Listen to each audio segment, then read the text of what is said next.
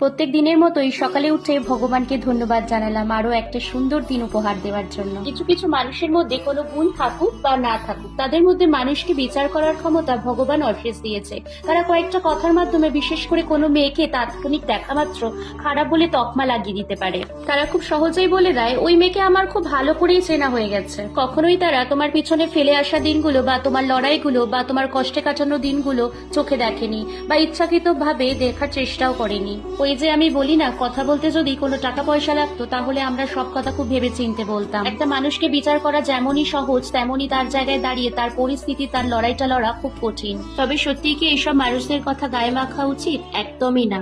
একবেলা না খেলে যেমনই আমায় কেউ খেতে দেবে না, তেমনই তাদের কথাগুলো যদি আমি গায়ে মেখে নিই তাহলে আমার জীবন চলবে না। আমি নিজে কি, আমি ভবিষ্যতে কি করব, আমি অতীতে কি করেছি আমি নিজেই জানি। তাই নিজের ব্যাখ্যা আমি অন্যের কাছে দেব না।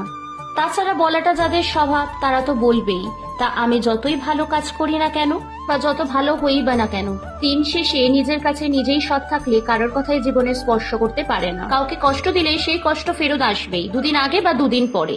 এটা জীবনের একটা প্রবাদ বাক্য নয়, এটা জীবনের কঠিন বাস্তব। কারণ সময় সবকিছুই মনে রেখে দেয়, আর সময় হলেই সেই অন্যায়ের প্রতিদান ঠিক ফেরত আসে।